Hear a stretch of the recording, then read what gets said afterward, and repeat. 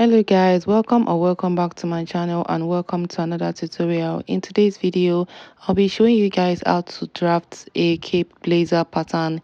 If this sounds good to you and it's something you're interested in, then please, if you're coming across my page for the first time, you're welcome. Please don't forget to click on the subscribe button, leave a comment, like this video and share to your friends. And to my returning subscribers, thank you for coming back. Now with that being said, let's get right into this video. So what we have here is just the front and back pattern. Measuring from my shoulder to the hip line, we just assume that we are using this length for this tutorial. Now for this cape blazer, you can actually incorporate your cape into any design of your choice. It doesn't have to necessarily be a blazer. It can be on a blouse, it can be on a gown, any design you want. You can just attach your cape to it. So but we are assuming that we are using this pattern for our tutorial, and we are also going to be assuming that we are attaching the cape to a blazer according to the patterns that we have here. And you are also very free to modify the length of your blazer to the length that you want. If you don't want your length to stop at the hip line like this pattern, you can just increase the length however you want. Now the next thing we want to do is to modify the neck of the front pattern. So this is the type of blazer we want to achieve with this pattern, so we have to cut off some excess paper on the front. So I'm going to be coming up by 2 inches from the hem line like so. Depends on where you want your curved part to start from on this pattern, and then I will follow the 3 inches of neck width that I have there on the pattern. I will use that as reference, and I'll just draw a line like so. You can use your free hand to do that, whichever works for you. So I'll be connecting it from that point to the 2 inches mark, so I'll be able to draw my curved line into the side seam. So just watch what I'm doing. I'm just curving my hand from the side seam or from the hem line into that 2 inches mark like so, to give it a curved look at the hem line. We don't want it straight, so according to the picture that I put up, so that's how we want this front to be, the center front to be. So I'm just redrawing that hem line curve to my satisfaction. You can use freehand like I said, or if you can use the curved part of your ruler, it's totally fine. So this is what we have now. It's totally optional, like I said. If you don't want your blazer to have that curved hem line, totally fine. You can just leave your pattern this way. That way you have it straight like this, no curved edges, nothing. But for this tutorial we want it to be like that, so I'm going to be using marker to further highlight this so you guys can see properly. Then I'll also go ahead and use marker to highlight the curved hem line like so. Just blend it into the hem line. Now what's left to do is to cut this neckline out so we can see our design. So you'll be cutting 2 pieces out for the front bodies, for the left hand side and the right hand side obviously. But if you want to have a facing, you'll be cutting through the middle of the shoulder into the waist dart and then to the hem line. Then you can have your facing at the center front and you attach to the side front. Then you'll be having like 4 pieces for that if you want to have a facing inside. So these are the patterns for both the front and back of this blazer, and I'll just go ahead and label these patterns accordingly. And then for the back pattern, you obviously be cutting 2 pieces for that. So with that being said, let's move to the next stage. So what you're seeing here are 2 pieces of pattern paper that I joined together at the middle, as you can see, because of the cape we are about to draw.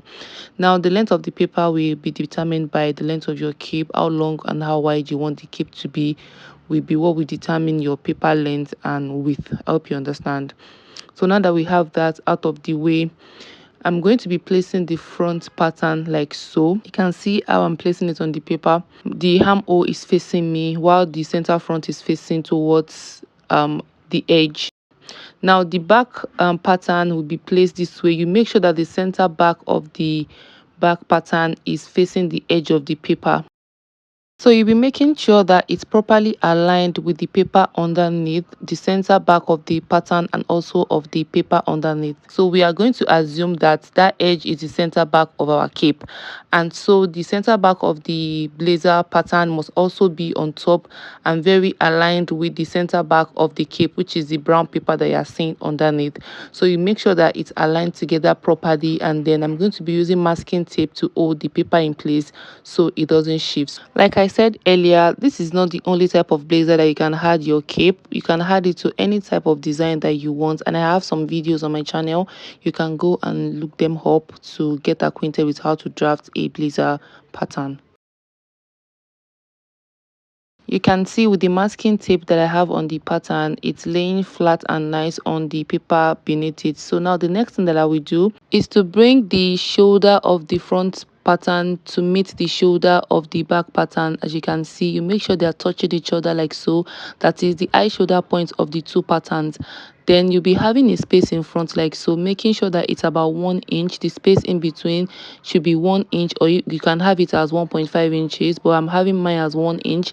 So you make sure that they are aligned together like so. Then I'm going to be taping it down so it doesn't shift. So I'm going to be using my masking tape to do that.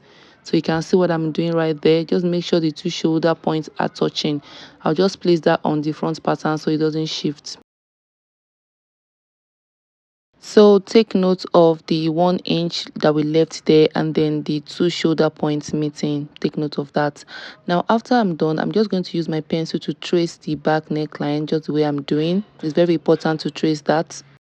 So the parts that we are tracing are the most important that we need for this cape. So I'll go ahead and trace the back neckline. Once you are done doing that, you go ahead and also trace the front shoulder the way I'm doing. You can see, just trace the position of the shoulder with your pencil. We don't need to trace the back shoulder. We don't need it for this. Just trace the front shoulder like so. You can see. So now we've traced the front shoulder and the back neckline. So if you look at the cape blazer closely, you will notice that the cape usually stops at a particular location on the front sleeve or the armhole. So now from the shoulder, I'm just going to measure down 4.5 inches into the armhole like so. You can go higher a little bit or lower, depends on where you want the location to be. So I just came down 4.5 inches from the shoulder like so. So I'll go ahead and mark that point. So that is where the cape is going to be sitting on the front bodice. Now after you are done doing that, the next thing is to determine the length of your cape. You can make your cape as long as possible, totally depends on your preference. You can make it to be the same length with your blazer. You can make it longer than your blazer or your jacket. You can even make it shorter than your blazer. Totally depends on your preference at this point. It's totally up to you to determine the length you want. Now from this 4.5 inches at the armhole, I will come down by about 18 inches. Now this length that I came down by is not a constant, just what I want to use for the sake of this tutorial. Now it's up to you to decide what you want for yours. So now I'm just going to connect this line with my straight ruler like so, straight to the 18 inches that I marked from the armhole. Then I'll go ahead to use marker to further highlight this line for more visibility. Now guys, I hope you are not confused at this stage. I promise you it's not that complicated. This line is what you normally see protruding out of the armhole on the cape blazer. Now the next thing we want to do is to kind of draw like an half circle from that point towards the hemline of the back pattern, connecting those 2 points together to form the cape shape. That is, of course, if you want your cape to stop at the hemline of your pattern. But if you want it longer, then you make your cape longer. You make the half circle longer than this if you don't want it to stop at the hemline. I hope you understand. So I'm just going to be using my free hand to draw this half circle to connect to the hemline. Now, if you can use your curved ruler to achieve this, it's totally fine. But for me, I think using free hand is easier for me to draw this half circle. So after drawing it, I'm just going to make sure that I blend it into the hemline, that is the length that I want this cape to be, which is the hemline of the back pattern. So guys, let me just quickly reiterate this. So I said your cape length totally depends on your preference or how long you want it to be. So if you want it to stop at your waist, there you have it. You can just draw your half circle to connect to your waist. If you want it longer than your pattern, you can make your half circle longer than this pattern. So that's just how you increase or decrease the length of the cape. I hope you understand. So now that we have that out of the way, let me just use my marker to further highlight this half circle for better visibility. So guys, you can see how I'm blending it into the hemline.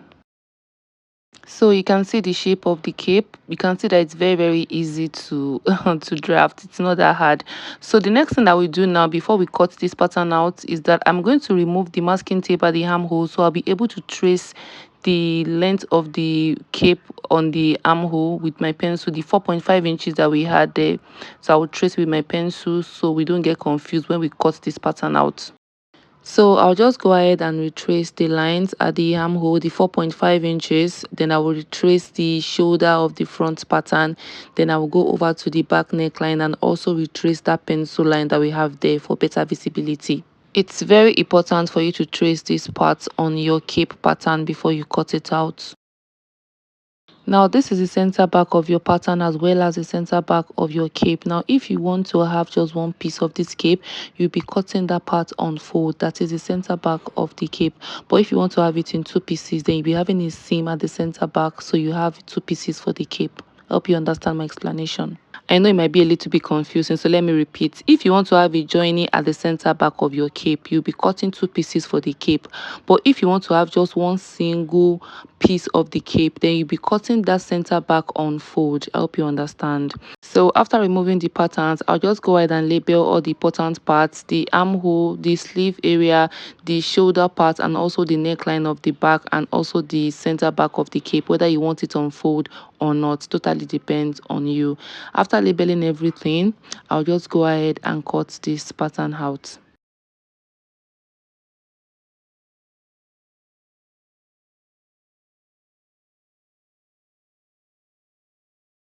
So guys, let me just give you a little bit of illustration. So you'll be joining the back neckline and the neckline of the cape together. Then the shoulder of the back and also the shoulder of the cape, you'll be attaching those two with the shoulder of the front, thereby joining all three together. I hope you understand. So you join all three together at the shoulder. Then that little piece of brown paper is what you are going to be attaching to the front armhole. You can see how it's going to sit into the sleeve or the armhole of the front bodies after attaching all three at the shoulder. So this is how you are going to be attaching your cape to any outfit of your choice, whether your blouse, your gowns, your blazer, your jacket, whatever you want to attach it to. It's quite simple. So this is all you need to know about it. So all you need to do now is just go ahead and transfer your pattern to your fabric and just make your own cape blazer. Also, don't forget that you're going to be cutting your linings for your cape as well. Whether you're cutting on fold or you want to have it in two pieces, you need to have your linings for your cape as well. With that being said, guys, we've come to the end of today's tutorial. If you found this video helpful, please give me a giant thumbs up, leave a comment, and share this video to your friends. And if you're coming across my page for the very first time, please don't forget to click on the subscribe button, and also don't forget to turn on your notification bell so you can get notified whenever I upload new videos. So till I see you in my next one, guys, bye.